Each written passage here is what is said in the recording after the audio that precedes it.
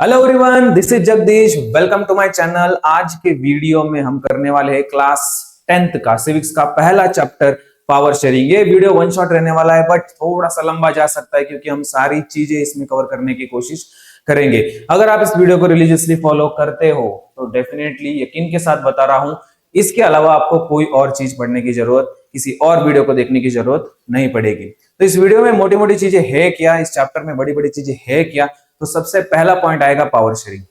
Power sharing होता क्या है? इस चैप्टर का नाम ही पावर शेयरिंग है, तो ये पावर शेयरिंग होता क्या है उसके बाद हम डिस्कस करेंगे। इस पावर शेयरिंग को समझने के लिए दो केस स्टडीज इस चैप्टर में दी गई है। पहला है बेल्जियम, दूसरा है श्रीलंका। तो बेल्जियम में कौन से लोग रहते हैं भाई, कहां से आते हैं लोग, मतलब रिलीजन कौन सा है इनका, कौन सी लैंग्वेज बोलते हैं, कौन से एरिया में रहते हैं, कितने परसेंट ये लोग, राइट। सेम श्रीलंका के केस में देखेंगे कहां से आते हैं ये लोग, राइट। श्रीलंकन लोग हैं, वहां पे काफी सारे और भी लोग हैं, हम देखेंगे इसमें कितने परसेंट में रहते हैं और कौन से एरिया में रहते हैं, ये उसका इतनी कॉम्पोजिशन हो जाएगा।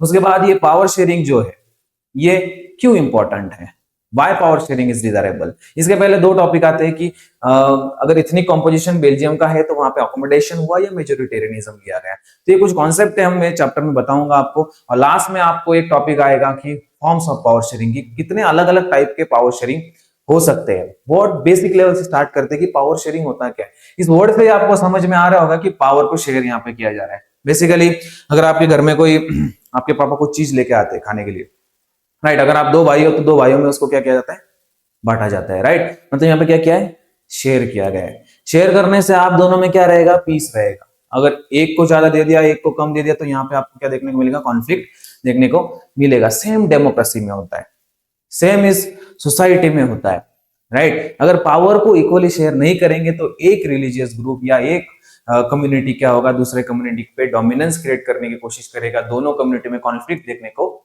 मिलेगा। तो पावर को अगर गवर्नमेंट इक्वल शेयर करता है, सबको इक्वल राइट देता है, तो भैया कौन ही नाराज रहेगा, राइट। तो पावर शेयरिंग का ये मीनिंग होता है कि अगर पावर को इक्वली शेयर किया जाए तो कॉन्फ्लिक्ट नहीं हो सकता है सोसाइटी में, राइट। तो इस पावर शेयरिंग को समझने के लिए हम दो केस स्टडीज देखेंगे। ये माइंड मैप, मतलब इस चैप्टर में है क्या, मैंने आपको ऑलरेडी क्लियर कर दिया है कि बेल्जियम और श्रीलंका केस स्टडी है। मेजोरिटेरिज्म क्या कॉन्सेप्ट है, ये श्रीलंका में हुआ है। ये क्या हुआ है, कैसे हुआ है। अकोमोडेशन इन बेल्जियम, अकोमोडेशन का मीनिंग क्या है, बेल्जियम में ही क्यों हुआ है, right. Why power sharing is desirable and forms of power sharing, ये चैप्टर का पूरा माइंड मैप रहेगा। इसके बाद हम डिस्कस करने वाले हैं इतनी कॉम्पोजिशन ऑफ बेल्जियम। सबसे पहले हम बेल्जियम का लेते हैं। बेल्जियम भैया यूरोप का सबसे ब्यूटीफुल बोल सकते हैं, ब्यूटीफुल कंट्री है। इस कंट्री का ये मैप है। मैप को कैसा डिवाइड किया गया है आप देख सकते हो यहाँ पे कि 59% हम इतनी कॉम्पोजिशन देख रहे हो कि इतनी सिटी का मीनिंग मैंने यहाँ पे दिया है कि सोशल डिवीजन होता है। Okay, it is a social division, means a social division based on a shared culture. इतनी सिटी का मीनिंग क्या होता है, it is a social division. Okay, कि एक कल्चर के लोग, एक जैसे दिखने वाले लोग, एक जैसे सोचने वाले लोग अगर एक साथ में आ जाते तो उसे हम एक इतनी सिटी ग्रुप बोल सकते हैं। बट वहां पे आपका नेशनैलिटी और रिलीजन मैटर नहीं करेगा। वो कौन से रिलीजन का हो सकता है आपके कम्युनिटी में, कौन से रिलीजन का हो सकता है, उसका नेशन कोई भी हो सकता है। तो नेशनैलिटी और रिलीजन यहाँ पे मैटर नहीं करेगा, बट एक सोशल डिवीजन है जहां लोग क्या कर रहे हैं, they belonging to the same ethnic group, believe in their common descent because of similarity of physical type, similarities of physical types and culture। अगर उसका फिजिकल टाइप सेम है, कल्चर सेम है, तो वो एक इथनिक ग्रुप में आ सकते हैं, राइट। तो यहाँ का इथनिक कॉम्पोजिशन है कैसा, बेल्जियम में कौन से इथनिक ग्रुप्स रहते हैं, राइट, और कितने परसेंट में रहते हैं। तो सबसे पहला है 59%। भैया 59% जो कहां पे रह रहे, कौन से रीजन में रहे, फ्लेमिश रीजन। ओके, फ्लेमिश कौन सा वाला है, ये वाला रीजन है, ठीक है, ठीक से समझना इसको, ये वाला रीजन। ओके, फ्लेमिश वाला रीजन। तो फ्लेमिश में कितने लोग रह रहे हैं, 59%। बोलते क्या है, डच।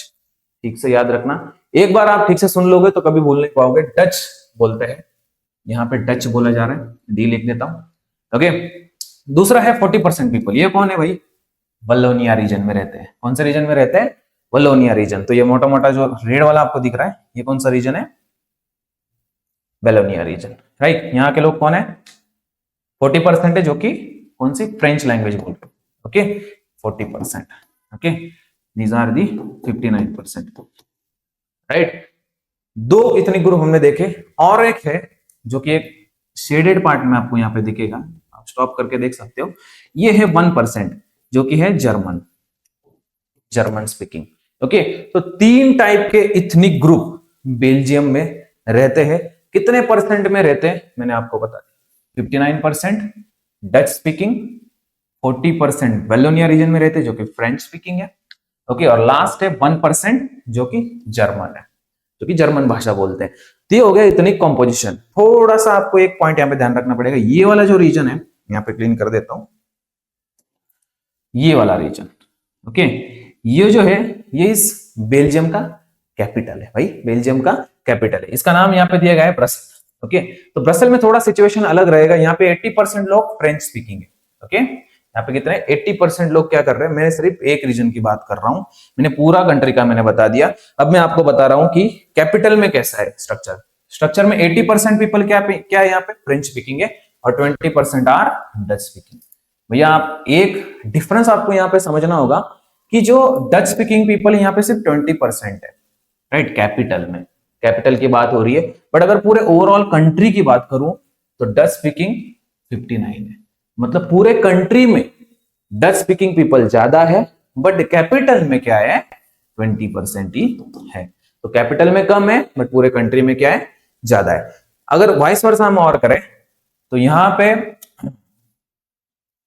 40% पीपल फ्रेंच स्पीकिंग है, मतलब पूरे कंट्री में फ्रेंच सेकंड नंबर पे आ रहे हैं। बट अगर हम ब्रसल की बात करें, कैपिटल की बात करें, तो 80% लोग फ्रांस बोल रहे हैं।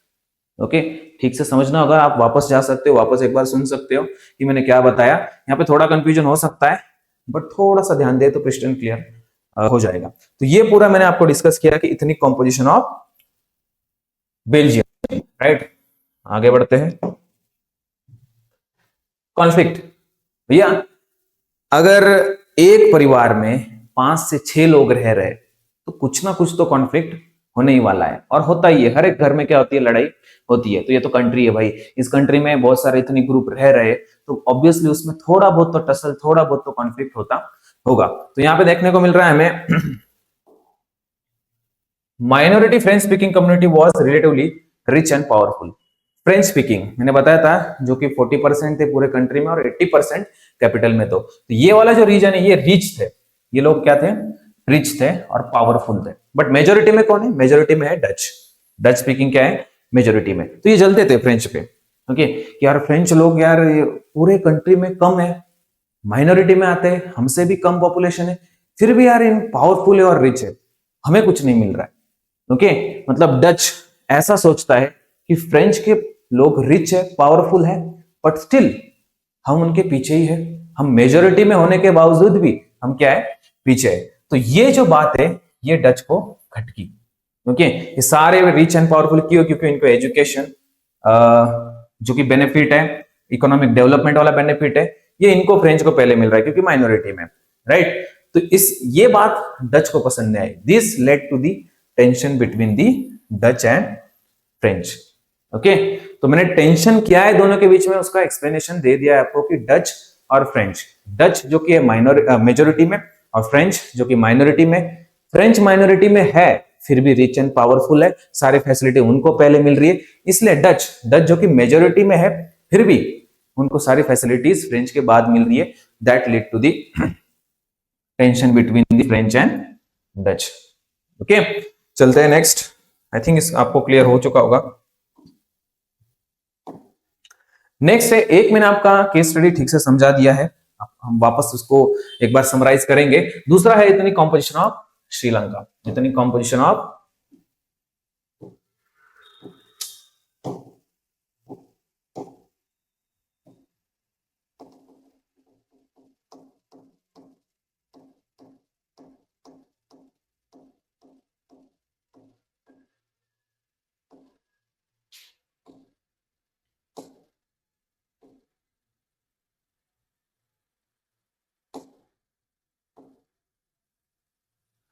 सेकंड है इतनी कॉम्पोजिशन ऑफ श्रीलंका। ओके, इतनी कॉम्पोजिशन ऑफ श्रीलंका। श्रीलंका की बात करते हैं, सेम जैसे मैंने बेल्जियम का बताया है सेम वैसे ही आपको श्रीलंका के केस में देखना है। तो श्रीलंका में सबसे ज्यादा लोग जो है वो सिनाला स्पीकर, 74% लोग क्या है, सिनाला, ये एक लैंग्वेज है जो लैंग्वेज वहां पे बोली जाती है। मोस्ट ऑफ द पीपल ये सिनाला लैंग्वेज बोलते हैं जो कि है बुद्धिस्ट। ओके, ये लोग कौन है? बुद्धिस्ट है। और ये कहाँ पे रहते हैं? साउथ एंड वेस्टर्न पार्ट, मतलब साउथ एंड वेस्टर्न, मतलब ये पूरा जो रीजन है यहाँ पे मैं जो हाईलाइट कर रहा हूँ, ये पूरा रीजन यहाँ पे आपको सिनालास का होगा, सिनाला स्पीकिंग पीपल का होगा, जो कि 74% है। दूसरे यहाँ पे है तमिल स्पीकर, जो कि 18% है। ओके, जिसमें हिंदू और मुस्लिम दोनों है। ओके, इस 18% में भी, ये जो 18% है, ओके, इसमें 13% जो है, ये 13% श्रीलंकन तमिल है, और रहे हुए 5% वो इंडियन तमिल है। भैया ये डिफरेंस क्या है सर, हमें बता दीजिए कि श्रीलंकन तमिल और इंडियन तमिल में डिफरेंस क्या है। तो ठीक से समझना, स्टोरी स्टार्ट हुई ब्रिटिशर के टाइम पीरियड में। ब्रिटिशर के टाइम पीरियड में क्या हुआ कि श्रीलंका में प्लांटेशन फील्ड काफी हुआ करते थे। तो उस प्लांटेशन फील्ड पे काम करने के लिए वर्कर की जरूरत हुआ करती थी, फार्मर, ओके, लेबर की जरूरत हुआ करती थी। तो ये क्या करते थे ब्रिटिशर्स, इंडिया से, इंडिया के तमिलनाडु रीजन से वो क्या करते थे, वर्कर्स को, लेबर्स को लेते थे और श्रीलंका में जाके काम करवाते थे। ओके, तो इस तरीके से जो इंडिया से श्रीलंका में काम करने के पर्पज से ब्रिटिशर लेके गए, उनको वहां पे रह गए, वहां के लोकल बन गए, उसे इंडियन तमिल बोला जाता है। और श्रीलंकन तमिल ऐसे लोग हैं जो वहां पे ऑलरेडी रहते हैं, जहां वो जो लोग हैं वहीं पे पले बड़े हैं, उन्हें क्या बोला गया? श्रीलंकन तमिल, जो कि हिंदू और मुस्लिम दोनों है। और लास्ट क्राइटेरिया है क्रिश्चियन, जो कि बोथ तमिल और सिनाला है। तो क्रिश्चियन 7%, सिनाला स्पीकिंग 74% एंड तमिल 18%। 18% में भी 13% श्रीलंकन तमिल, 5% इंडियन तमिल। ओके, तो ये पूरा रहेगा आपका इतनी कॉम्पोजिशन ऑफ श्रीलंका। बेल्जियम का मैंने बता दिया, श्रीलंका का भी मैंने बता दिया। नेक्स्ट हम देखते हैं पॉसिबिलिटी। दोनों का ठीक से वीडियो को पॉज करना, और पॉज करने के बाद बेल्जियम का सोचो, श्रीलंका का सोचो, क्या लगता है आपका, कहां पे टेंशन क्रिएट हो सकता है, कहां पे कॉन्फ्लिक्ट हो सकता है, कहां पे पार्टीशन देखने को मिलता है, कहां पे सिविल वॉर हो सकता है? ठीक से सोचना और उसके बाद वापस वीडियो को शुरुआत करना। तो मैं यहाँ पे बताता हूँ पॉसिबिलिटी क्या है। डच कम्युनिटी में आपने देखा, हमने डच कम्युनिटी हमने देखा, ओके, जो कि मेजोरिटी में है। ओके, ठीक से सोचना, मैंने बताया था 59% है, मतलब मेजोरिटी में। ओके, मेजोरिटी मतलब न्यूमेरिकल स्ट्रेंथ ज्यादा है as compare to French. German को तो भूल ही जाओ भाई, जर्मन 1% है। Okay, can take advantage. भैया ये जो मेजोरिटी है डच स्पीकिंग पीपल, ये क्या कर सकता है? फ्रेंच जो कि माइनॉरिटी है, माइनॉरिटी मतलब उनका पॉपुलेशन कम है, तो उस पर डोमिनेंस क्रिएट करने की कोशिश कर सकता है। जैसे कि भैया एक बॉडी बिल्डर है और एक बहुत ही दुबला पतला, जो कि बॉडी बिल्डर क्या करेगा, उसके ऊपर, उस पतले इंसान के ऊपर डोमिनेंस क्रिएट करने की कोशिश करेगा, क्योंकि उसके पास फिजिकल स्ट्रेंथ है, राइट। सेम वैसे ही डच के पास क्या है? फिजिकल स्ट्रेंथ है, मतलब न्यूमेरिकल स्ट्रेंथ है, नंबर ज्यादा है। वो फ्रांस पे अपना दबाव देने की कोशिश कर सकता है, और that may be lead to the partition. एक ये पॉसिबिलिटी हो सकती है कि भैया पार्टीशन हो सकता है। दूसरा यहाँ पे हम कम्युनिटी सिनाला का देखते हैं। ओके, सिनाला जो कि बिगर नंबर है, वहां पे भी आप देख सकते हो कि वो तमिल पे क्या कर सकता है? डोमिनेंस क्रिएट करने की कोशिश कर सकता है। ये पॉसिबिलिटी है भैया। इसमें होता क्या है वो हम आने वाले चैप्टर में आगे देखने ही वाले हैं, बट ये पॉसिबिलिटी यहाँ पे देखने को मिलती है। ओके, नेक्स्ट देखते हैं हम फर्स्ट मेजोरिटेरियनिज्म। ओके, अब भूल जाओ हमने क्या दिया, भूलना नहीं है, बट नेक्स्ट टॉपिक की तरफ जाना है। पिछला टॉपिक को आप छोड़ दो वहीं पे, कि इतनी कॉम्पोजिशन हमने एक बेल्जियम का देखा, एक श्रीलंका का देखा, राइट। अभी हम श्रीलंका के बारे में ही देखने वाले हैं कि श्रीलंका में हुआ क्या। इतने सोशल ग्रुप, 3 सोशल ग्रुप हमने देखे, एक सिनाला थे, एक तमिल थे और दूसरे क्रिश्चियन थे। तो इनमें हमें क्या देखने को मिलता है वो हम देखते हैं। मेजोरिटेरियनिज्म, सबसे पहले इस टॉपिक को समझने के लिए भैया मेजोरिटेरिज्म है क्या, राइट, ये कॉन्सेप्ट एक है। जहां पे आज हमें लगता है वो फिलोसॉफी होता है, ये फिलोसॉफी इसमें क्या दिया हम देखते हैं। It is a belief, okay, it is a belief that majority community should be able to rule country whichever way it want by disregarding the wishes and needs of the minority। Majority जिसकी numerical strength ज्यादा है, ऐसी country, वो एक ऐसा belief है, majoritarianism एक ऐसा बिलीफ है जिसमें जो मेजोरिटी पॉपुलेशन है, जो मेजोरिटी कम्युनिटी है, वो माइनॉरिटी पे डोमिनेंस क्रिएट करने की कोशिश करती है, और कंट्री को इस तरीके से वो चलाएंगे जो उनको चाहते हैं, मतलब जो वो चाहते हैं। whichever way it want, जो मेजोरिटी चाहते हैं उस तरीके से ही कंट्री को चलाया जाएगा, disregarding the wishes and needs of minority. यहाँ पे माइनॉरिटी का कुछ भी नहीं सुना जाएगा, सिर्फ मेजोरिटी के हिसाब से काम किया जाएगा। ऐसे सिचुएशन को हम बोलते हैं मेजोरिटेरियनिज्म। मैंने एग्जांपल दे दिया है आपको वैसे भी, वो strong person and weak person का। Okay, strong person weak person पे क्या करने की कोशिश करता है, डोमिनेंस क्रिएट करने की कोशिश करता है, उसे बोलते हैं मेजोरिटेरियनिज्म। ओके, सिर्फ कॉन्सेप्ट आपको यहाँ पे अप्लाई करना है कि मेजोरिटी मतलब ज्यादा पीपल, माइनॉरिटी मतलब कम पीपल। ओके, तो ज्यादा पीपल वाले लोग कम पीपल वाले लोगों पे क्या करते हैं, डोमिनेंस क्रिएट करने की कोशिश करते हैं, उसे हम क्या बोलते हैं, मेजोरिटेरियनिज्म बोलते हैं। तो श्रीलंका में यही हुआ, जो इलेक्शन हुआ 1948 में, यहाँ पे जीतेगा कौन, ऑब्वियसली 74% कौन है, सिनाला स्पीकिंग। हमने इतनी कॉम्पोजिशन में देखा है। तो 74% लोग क्या करेंगे, इलेक्शन में पार्टिसिपेट करेंगे, तो ऑब्वियसली वही जीतेंगे। तो सिनाला का यहाँ पे डोमिनेंस क्रिएट होता है, इलेक्शन जीत जाते हैं। इलेक्शन जीतने के बाद मेजोरिटेरियन मेजर्स अप्लाई करना स्टार्ट करते हैं। मतलब क्या करेंगे, ये 1954 Sinhala as the only language, official language, इन्होंने क्या क्या, इलेक्शन में जीतने के बाद तमिल बाढ़ में जाए तमिल, तुम तमिल हो, तुम तमिल नहीं बोल सकते, आज से हमने ये नियम लागू कर दिया कि आपको सिनाला ही बोलना पड़ेगा। समझ में आ रहा है, क्लियर दिख रहा है यहाँ पे, dominance created by majority on minority. Okay, तो यहाँ पे सिनाला ने क्या किया, ऑफिशियल लैंग्वेज क्या डिक्लेयर कर दी, सिनाला। यही लैंग्वेज आपको बोलनी पड़ेगी, अगर आपको श्रीलंका में रहना है तो आपको यही लैंग्वेज बोलनी पड़ेगी, नहीं बोलना है तो आप बाढ़ में जाओ, आप जा सकते हो बेसिकली। ओके, तो policies that favour the Sinhala applicant for universities position and government job, कहीं पे भी गवर्नमेंट जॉब हो या यूनिवर्सिटी के पोजीशन हो, वहां उनको क्या मिलेगा, मतलब सिनाला पीपल को क्या मिलेगा, यहाँ पे फेवर किया जाएगा। मतलब आप अगर सिनाला है तो आ जाओ भाई, यूनिवर्सिटी में एडमिशन मिल जाएगा। आप अगर सिनाला हो तो आ जाओ भाई, आपको एम्प्लॉयमेंट मिल जाएगा। तमिल हो जाओ वापस, आपको जॉब नहीं मिलेगा। राइट, तो फेवर किसको किया जा रहा है, सिनाला, क्योंकि सिनाला का गवर्नमेंट है और वो मेजोरिटी पे। राइट, तो उनको ये पोजीशन, यूनिवर्सिटी पोजीशन मिलेगी, गवर्नमेंट जॉब मिलेगा। तमिल दिखा तो भाई चले जाओ यहाँ से, बेसिकली ये वाला सिचुएशन रहेगा। थर्ड, उन्होंने क्या किया, constitution stipulated that state shall protect the foster Buddhism. मतलब उनका जो रिलीजन है, सिनाला पीपल, उनका जो रिलीजन है क्या, मैंने बताया था आपको, बुद्धिज्म को ज्यादा फॉलो करते हैं। तो इन्होंने क्लियरली डिक्लेयर कर दिया कॉन्स्टिट्यूशन में कि वो क्या करेंगे, सिर्फ बुद्धिज्म को ही प्रोटेक्ट करेंगे। मतलब जो तमिलियन है उनको प्रोटेक्ट नहीं करेंगे, सिर्फ यहाँ पे प्रोटेक्शन बुद्धिज्म को दिया गया। मतलब यहाँ पे क्लियरली आपको दिख रहा है कि यहाँ पे पावर को शेयर नहीं किया गया। ओके, बेसिकली पावर को शेयर करना चाहिए था, सिनाला ने तमिल को भी थोड़ा पावर देना चाहिए था। राइट, तो यहाँ पे पावर को शेयर नहीं किया गया है, मतलब यहाँ पे क्या किया है, मेजोरिटेरियनिज्म मेजर्स लगाए गए। तो ये तीनों आपको आ सकता है क्वेश्चन की, what are the majoritarianism measures taken by the Sri Lanka, okay, taken by the Sinhala peoples. Okay, तो ऐसा क्वेश्चन आपका बन सकता है, क्वेश्चन बनाने की कोशिश करो हर जगह पे। Okay, causes of this measures, मतलब जो मेजर्स अभी लिए गए उसका क्या इंपैक्ट रहा, मतलब क्या रिएक्शन आया। रिएक्शन में फीलिंग ऑफ एलियनेशन क्लियरली आपको दिखेगा। अगर एक ग्रुप में से भैया 4 लोगों का ग्रुप है, आप भी उस ग्रुप का पार्ट हो, राइट, बट वो 4 लोग क्या कर रहे हैं, अपने आप में ही डिस्कशन कर रहे हैं, अपने आप में ही प्लान बना रहे हैं, आपको पूछा नहीं जा रहा है, आपको किसी प्लान में बुलाया नहीं जा रहा है, पार्टिसिपेट नहीं कराया जा रहा है, तो आप क्या करोगे, यू फील द एलियनेटेड।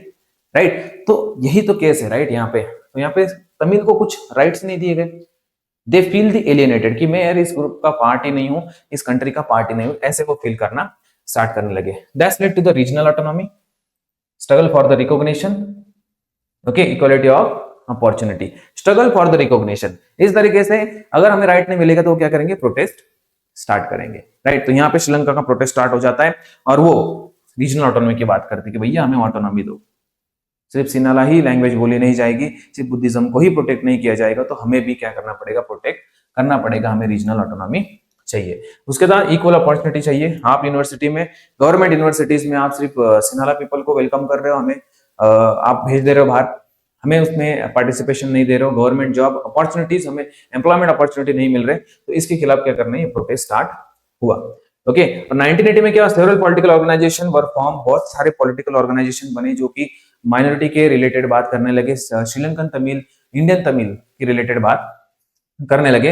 इस तरीके से एक ग्रुप भी फॉर्म हुआ जिसमें तमिल एलम उसे बोला गया, in northern and the eastern part of the Sri Lanka, independent Tamil Eelam. ये आगे जाके टेररिस्ट ऑर्गेनाइजेशन बन जाता है, बट इसका बहुत बड़ा हिस्ट्री है।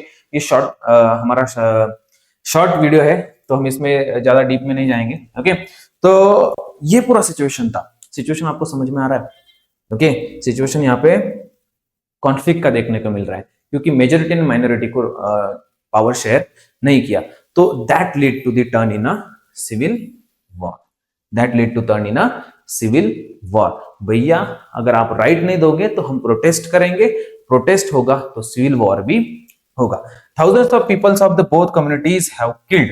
Many families were forced to leave the country as a refugee and many more lost their livelihood. यहाँ पे आपको सिनालाज और तमिल के बीच में सिविल वॉर देखने को मिला और इस सिविल वॉर में हजारों लोग मरे, काफी लोग रेफ्यूजीज हुए, काफी लोग कंट्री को छोड़ के चले गए। मतलब एक कंट्री से दूसरे कंट्री में भाग जाना, क्योंकि उस पर्टिकुलर कंट्री में पॉलिटिकल सिचुएशन अच्छी नहीं है, सैनिटेशन अच्छा नहीं है, जॉब नहीं मिल रहा है, कोई भी रीजन हो सकता है। Certain amount of people migrated from one place to another, तो वो जो दूसरे प्लेस में जब जाते हैं वहां पे वो रेफ्यूजीज कहलाते हैं। ओके, तो इस तरीके से लोग भागने लगे, कंट्री को, श्रीलंका को छोड़ के भागने लगे, तो वो रेफ्यूजीज हुए। मेनी लॉस्ट देयर लाइवलीहुड, घरदार उनका चला गया, और terrible setback to the social, cultural and economic life of the culture, okay, life of the Sri Lanka. Basically अगर इस तरीके का सिविल वॉर, इस तरीके का वॉर कॉन्फ्लिक्ट हमें अगर कंट्री में देखने को मिलता है तो ऑब्वियसली कंट्री का सोशल, कल्चर और इकोनॉमिक लाइफ क्या हो जाती है, सेटबैक हो जाती है। 2, 3 साल, 5 साल, 10 साल क्या जाता है, कंट्री दूसरे कंट्री से पीछे चला जाता है in terms of social, culture and economic life. Okay, तो यहाँ पे आप एनालाइज कर सकते हो कि भैया अगर पावर को इक्वली डिवाइड किया होता, पावर को शेयर किया गया होता श्रीलंका के बीच में भी और सिनाला, अगर इक्वल पावर शेयर की गई होती तो शायद आप सोच सकते हो अभी कि ये जो कॉन्फ्लिक्ट है, ये कॉन्फ्लिक्ट आपको नहीं देखने को मिलता। तो यही तो है पावर शेयरिंग का इंपॉर्टेंस। भैया आगे देखने ही वाले हम कि पावर शेयरिंग क्यों इंपॉर्टेंट है, क्योंकि ये सिविल वॉर होने से रोकता है। अगर पावर को इक्वली डिवाइड कर दिया होता तो मुझे नहीं लगता यहाँ पे सिविल वॉर होता, ऑब्वियसली नहीं होता। ओके, आगे है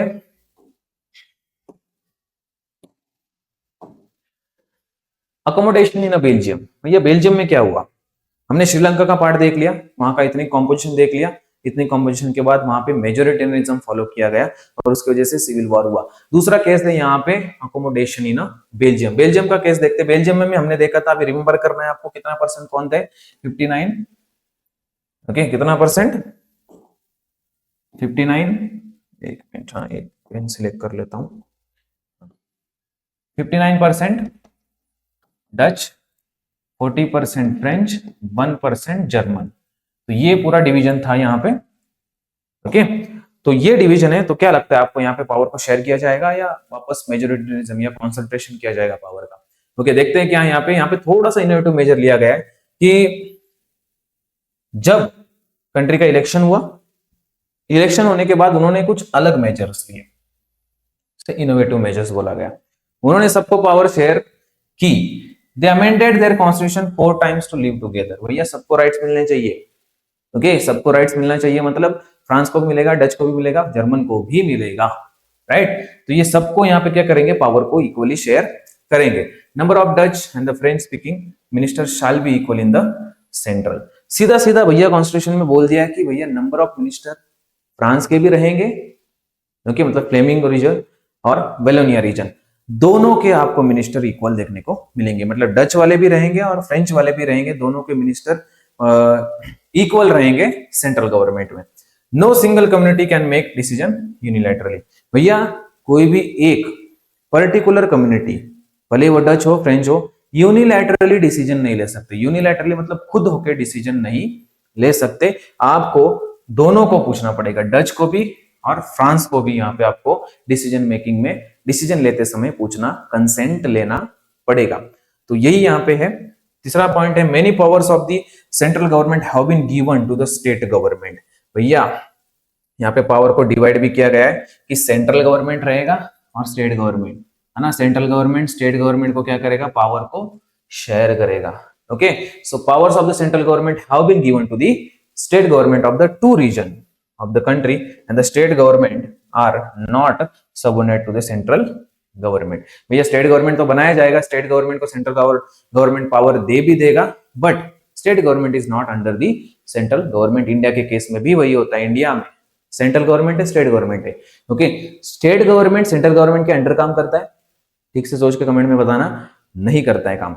ओके, क्यों नहीं करता है? क्योंकि वो एक इंडिपेंडेंट बॉडी है, एक उसका अलग सिस्टम है, उस सिस्टम के हिसाब से क्या करता है, काम करता है। ओके, तो इस तरीके से यहाँ पे थोड़ा सा इनोवेटिव मेजर आप ठीक से एनालाइज करके कंपेयर कर सकते हो, वहां पे क्या हुआ था श्रीलंका में और बेल्जियम में क्या हो रहा है। ओके,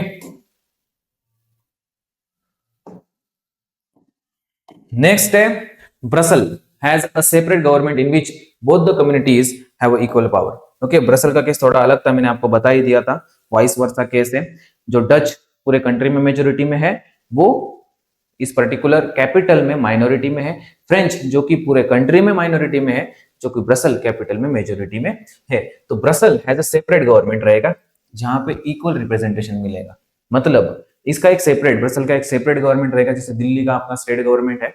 ओके, वहां पे किस केस में, ब्रसल के केस में आपको इक्वल रिप्रेजेंटेशन दिखेगा। मतलब वहां पे भी एक सेपरेट गवर्नमेंट रहेगा और उस गवर्नमेंट में डच के और फ्रांस के इक्वल मिनिस्टर्स रहेंगे या इक्वल रिप्रेजेंटेशन मिलेगा। भैया यहाँ पे आप सोच सकते हो डच के लिए, ओके, डच को मिल गया, फ्रांस को मिल गया। ओके, दोनों को, दोनों के बीच में पावर शेयर हो गई। भैया तीसरा जो है जर्मनी, इसका क्या? ओके, जर्मनी तो बोलेगा गजब बेइज्जती है भाई, मुझे तो कुछ दिया ही नहीं। डच को भी मिल गया, फ्रांस को भी मिल गया। ओके, तो जर्मनी को भी दिया जाएगा। ओके, जब पावर को शेयर किया जाता है तो हर एक सोशल ग्रुप्स के बीच में इसको पावर को शेयर किया जाता है। तो कम्युनिटी गवर्नमेंट भी दिया गया। इसमें क्लियरली आपको क्या मिलेगा, यहाँ पे डच का गवर्नमेंट होगा और जर्मनी का एक गवर्नमेंट होगा, कम्युनिटी गवर्नमेंट। ओके, तो इसे कम्युनिटी गवर्नमेंट बोला गया है, जहां पे जर्मनी को भी यहाँ पे इंक्लूड किया गया। आपको ठीक से समझ में आया होगा कि श्रीलंका के केस में पावर को शेयर नहीं किया गया है और बेल्जियम के केस में आपको पावर को शेयर करते हुए देखने को मिल रहा है। कॉम्प्लिकेटेड था जो सिस्टम इन्होंने बनाया है, आपको समझने में थोड़ा कॉम्प्लिकेट हुआ होगा क्योंकि सिस्टम ही कॉम्प्लिकेटेड है। एक कम्युनिटी गवर्नमेंट भी बना दिया है, इक्वल रिप्रेजेंटेशन कैपिटल लेवल पे भी रखा है और स्टेट पूरे कंट्री लेवल पे भी रखा है। वर्क वेल, बट काम बहुत अच्छा किया, जिससे सिविल वॉर नहीं हुआ। जिससे क्या है, सिविल वॉर नहीं हुआ। क्लियरली दिख रहा है श्रीलंका में सिविल वॉर हुआ, बेल्जियम में सिविल वॉर नहीं हुआ। इसका क्लियरली रीजन है कि बेल्जियम में पावर को शेयर किया गया, श्रीलंका में पावर को शेयर नहीं किया गया। ओके, उसके आगे है many countries of the Europe come together to form a European Union. यहाँ पे यूरोपियन यूनियन भैया Brussels was chosen as its headquarter. भैया ब्रसल को चूज किया गया क्योंकि भैया बहुत बढ़िया काम किया है, पावर को इक्वली शेयर किया गया है, तो उनको क्या गया है, मौका दिया गया कि मौका मतलब when the many countries of the European come together to form European Union, जब यूरोपियन यूनियन की बनाने की बात हो गई, बनाने की बात आई, तो हेडक्वार्टर किसे चुना गया, ब्रसल को, जो कि बेल्जियम में। भैया काम ऐसा करो कि चार लोग आपको क्या करें, गालियां ना दे, आपका नाम बनाए। ओके, नाम आपका आगे बढ़ाए और बताते जाए। ओके, इसके बाद हम देखेंगे what do you be learn from those two stories of Belgium and Sri Lanka. आपको पॉज करना है इस वीडियो को यहाँ पे और सोचना है कि भैया दोनों में डिफरेंस क्या है। एक स्टोरी को एनालाइज करो, दूसरी स्टोरी को, केस स्टडी को एनालाइज करो, ठीक से समझो यहाँ पे क्या हुआ। यहाँ पे मेजोरिटेरिज्म हुआ है श्रीलंका में, यहाँ पे बेल्जियम में क्या हुआ, अकोमोडेशन हुआ है। यहाँ पे सिविल वॉर हो गया, यहाँ पे सिविल वॉर नहीं हुआ। यहाँ पे पावर को शेयर किया गया, यहाँ पे पावर को शेयर नहीं किया गया। ओके, तो ये आप एनालाइज, मोटा मोटा एनालाइज कर सकते हो। दैट्स व्हाई सेकंड टॉपिक आपका है पावर शेयरिंग क्यों इंपॉर्टेंट है भैया, why power sharing is desirable. दो रीजन आपके बुक में दिया गया है, एक प्रूडेंशियल रीजन है, दूसरा मॉरल रीजन है। ओके, देखते हैं दोनों रीजन। प्रूडेंशियल रीजन में आपको हमें क्लियरली बता दूंगा कि क्यों इंपॉर्टेंट है भाई, है ना। इस पे क्वेश्चन आता है प्रूडेंशियल रीजन मतलब सबसे पहला आप लिख देना है कि प्रूडेंशियल रीजन मतलब अगर पावर को शेयर किया जाता है तो ensure stability of political order. भैया जो पॉलिटिकल सिस्टम है वो गड़बड़ा नहीं जाता है अगर पावर को अच्छे से शेयर किया जाए। अगर पावर को शेयर नहीं किया जाएगा तो पावर मतलब पॉलिटिकल सिस्टम पूरा गड़बड़ा जाएगा, है ना। गड़बड़ा जाएगा मतलब बेल्जियम के केस में गड़बड़ा नहीं गया और श्रीलंका के केस में गड़बड़ा गया। क्यों? क्योंकि वहां पे पावर को शेयर नहीं किया गया। तो it's ensure the stability of political order. Okay, दूसरा है imposing the will of majority over the over other may look like an attractive opinion in the short run. मतलब आप अगर मेजोरिटी हो, अगर आप माइनॉरिटी को दबाने के लिए सिर्फ उस पर डोमिनेंस क्रिएट कर रहे हो तो ये शॉर्ट टर्म के लिए अच्छा रहेगा, लॉन्ग टर्म के लिए अच्छा नहीं रहेगा। कितने टाइम तक वो आप दबा के डोमिनेंस क्रिएट करके रखोगे, कहीं एक दिन ऐसा आएगा कि वो आपको उठा के पलट देगा। सेम इंडिया के केस में भैया कहाँ कितने देर तक हमें दबाया, 150-200 साल तक ब्रिटिश ने राज किया। एक टाइम ऐसा आया कि इंडिया ने प्रोटेस्ट करना स्टार्ट किया और एक दिन ऐसा भी आया कि उनको बाहर भगाया गया। तो ज्यादा देर तक आप क्या कर सकते हो, किसी माइनॉरिटी को या किसी वीकर सेक्शन को दबा के नहीं रख सकते हो। एक दिन ऐसा आएगा, वो एक दिन उठेगा और आपको वहां से भगाएगा।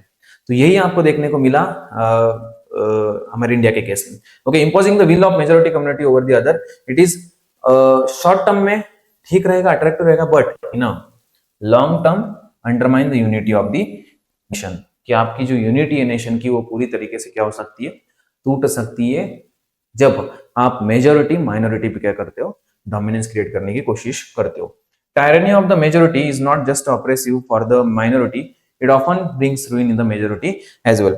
भैया ऐसा नहीं है कि मेजॉरिटी ने माइनॉरिटी को डिस्क्रिमिनेट किया है, डोमिनेंस क्रिएट किया है तो सिर्फ माइनॉरिटी का नुकसान है। यहाँ पे माइनॉरिटी का नुकसान तो है ही, उसके साथ मेजॉरिटी का भी लाइफ क्या हो जाता है, रूइन हो जाता है, क्योंकि कहीं ना कहीं बार यहाँ पे क्या हो जाएगा, सिविल वॉर हो जाएगा और दोनों केस में आपको क्या बोलते हैं उसको, डेथ देखने को मिलेगी। जैसे श्रीलंका में हमने देखा कि दोनों तरफ के हजारों लोग मर गए सिविल वॉर की वजह से, क्योंकि वहां पे मेजोरिटेरिज्म को फॉलो किया गया।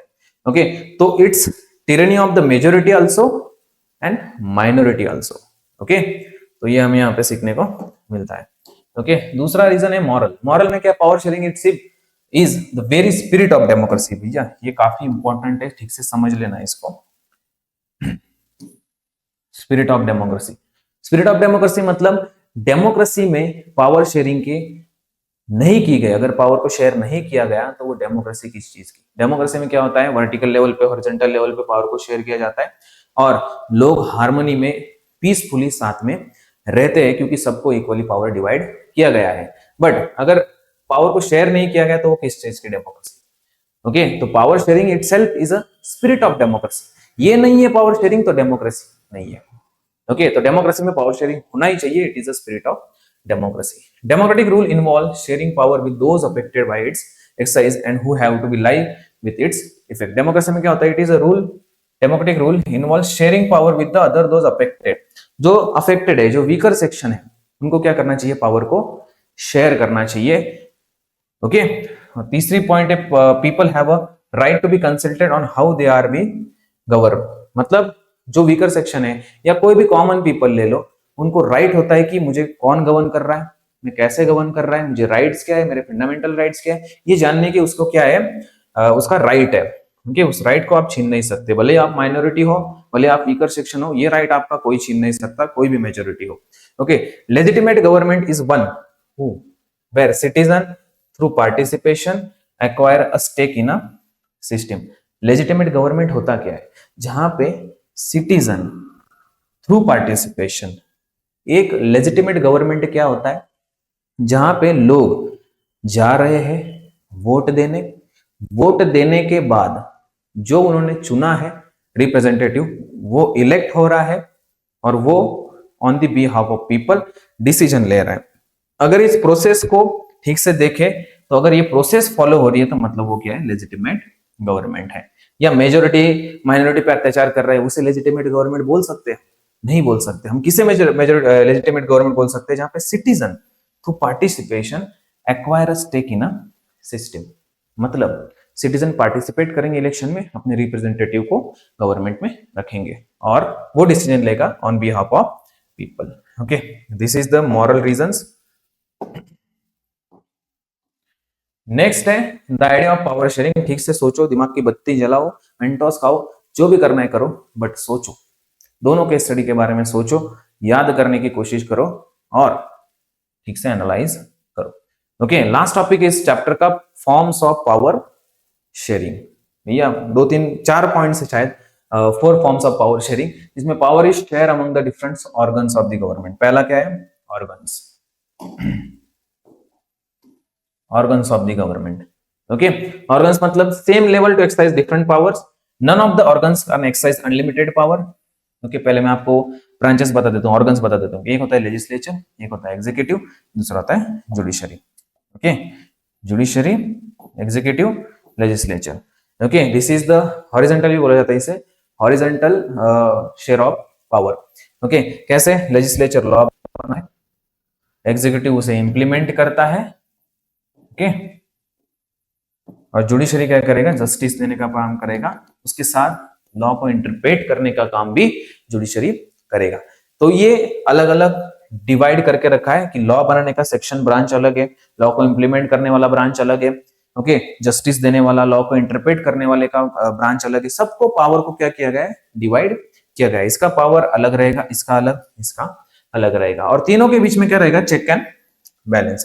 तीनों के बीच में क्या रहेगा, चेक एंड बैलेंस। कैसे, अगर लेजिस्लेचर एक लॉ बना लेता है, फॉर एग्जांपल एक लॉ उन्होंने बनाया, अगर वो लॉ लोगों पे अप्लाई नहीं हो रहा है, अगर वो लॉ लोगों के फंडामेंटल राइट्स को वायलेट कर रहा है, तो judiciary have a right, judiciary have a right कि वो लेजिस्लेचर को बता सकता है कि भैया इस लॉ को रिकंसिडर करो, वरना हम इसे क्या कर देंगे, एबोलिश कर देंगे। जिसे जुडिशियल रिव्यू बोलते हैं, जुडिशियल एक्टिविज्म बोलते हैं, ओके, जहां पे जुडिशरी इंटरवेन करता है और लेजिस्लेचर को बताता है कि आप अपनी पावर को अनलिमिटेडली, मतलब लोगों को गलत लॉ बनाने के लिए यूज नहीं कर सकते, या कोई गलत लॉ नहीं बना सकते, क्योंकि हम आपके बैलेंस।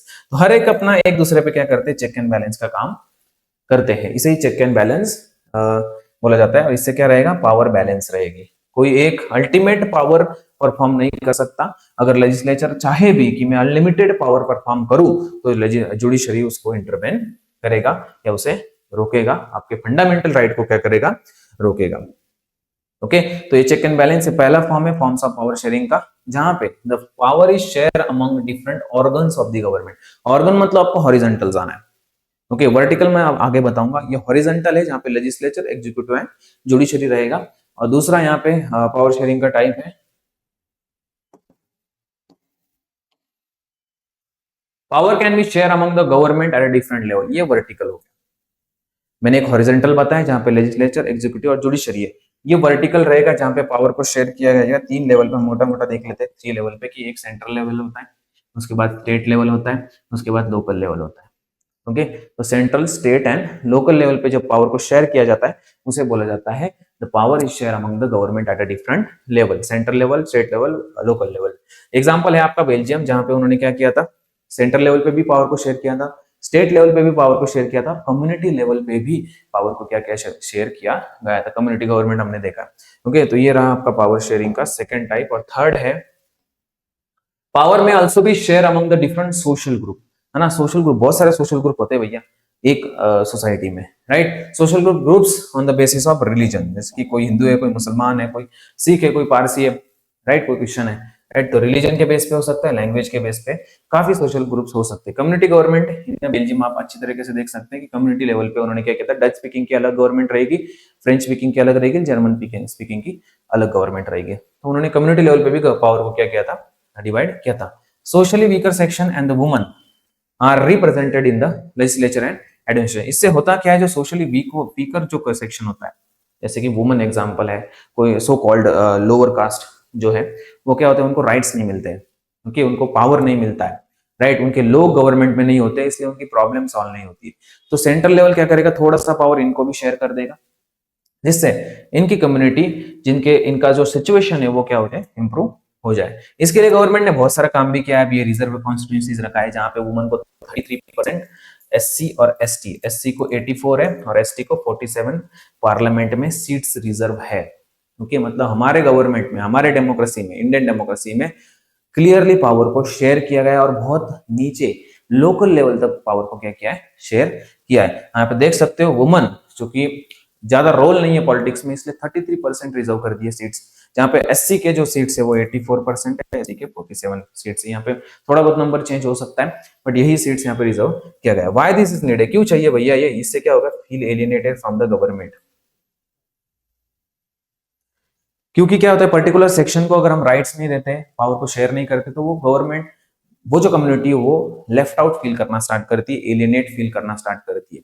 जो मैंने आपको फ्रेंड का एग्जांपल यहाँ पे दिया था, give minority community a fair share in a power, या कि जो माइनॉरिटी है वो क्या कर रहा है, फेयर शेयर दे रहे हो आप उसको पावर, क्या कर रहे हो, फेयर शेयर दे रहे हो पावर में। मतलब आप क्या कर रहे हो, उसको थोड़ा पावर शेयर कर रहे हो, जिससे वो भी क्या करे, इस पर्टिकुलर कंट्री का पार्ट रहे, ओके। तो ये थर्ड लेवल का मैंने आपको बता दिया, पावर को कैसे शेयर किया गया है।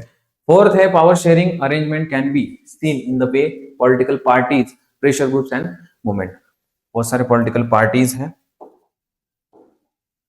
पॉलिटिकल पार्टी क्या करते हैं, इलेक्शन में पार्टिसिपेट करते हैं, इलेक्शन में पार्टिसिपेट करने कंपटीशन करते हैं और कंपटीशन करके power share among the all the government. मतलब एक लेट्स टेक एन एग्जांपल, किसी भी पार्टी को गवर्नमेंट बनाने के लिए मेजोरिटी क्लियर करना पड़ता है। अगर हम लोकसभा का एग्जांपल दे तो टोटल 543 सीट्स है, उनके टोटल स्ट्रेंथ नहीं बताया, करंट सीट बता रहा हूं, तो इसमें से लगभग आधा कर दे तो 273 जाएगा। ओके, मतलब हाफ प्लस वन जिस भी पार्टी को मिलता है सीट्स, वही पार्टी गवर्नमेंट बनाता है। अगर ठीक है, तो यहाँ पे अगर बीजेपी को भी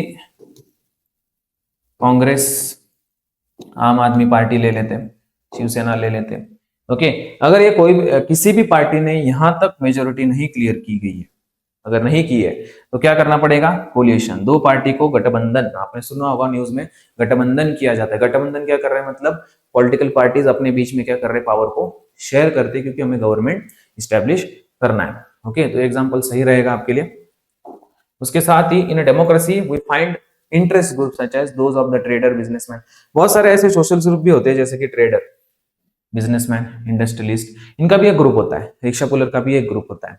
ओके, सबका एक कम्युनिटी होता है, बिजनेसमैन का होता है, इंडस्ट्रियलिस्ट होता है, जो कि कंटिन्यूअसली गवर्नमेंट पे प्रेशर क्रिएट करते हैं कि हमारी ये मांगे पूरी करो, हमारी ये मांगे पूरी करो। इसलिए गवर्नमेंट क्या करता है, थोड़ा बहुत पावर क्या कर देता है, इंडस्ट्रियलिस्ट को या किसी पर्टिकुलर कम्युनिटी को शेयर कर देते हैं कि हाँ, आप अपने लेवल पे आप डिसीजन ले लो, ओके, उसमें कुछ प्रॉब्लम होगा तो हम इंटरवेन करेंगे। तो थोड़ा पावर क्या करते हैं बिजनेसमैन, इंडस्ट्रियलिस्ट ग्रुप्स जो होते हैं, मैं एक इंडस्ट्रियलिस्ट की बात नहीं कर रहा हूँ, बहुत सारे ग्रुप ऑफ इंडस्ट्रियलिस्ट की बात कर रहा हूँ।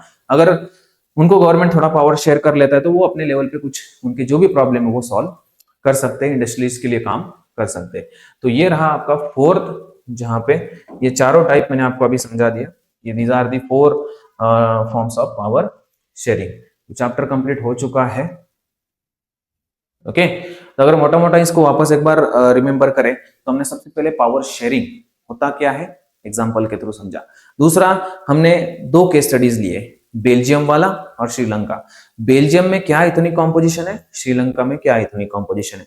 बेल्जियम में अकोमोडेशन हुआ, मतलब जितने भी इतने ग्रुप्स थे सब में पावर को डिवाइड किया गया, इसलिए वहां पे कॉन्फ्लिक्ट हुआ, कम्युनिटीज के बीच में नहीं हुआ।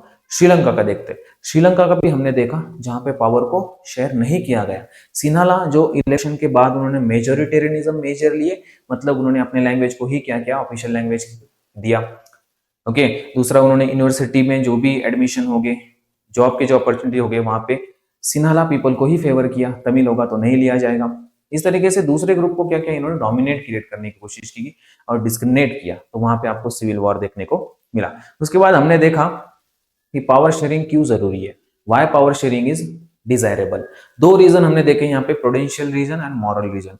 जैसे कि वहां पे हमने एक पॉइंट देखा कि पावर शेयरिंग अगर होता है तो पॉलिटिकल स्टेबिलिटी अच्छी बनी रहती है, it ensure the political stability. उसके साथ हमने लास्ट पॉइंट देखा, why what are the different forms of power sharing, जिसमें हमने देखा पहला कि एक हॉरिजॉन्टल, वर्टिकल।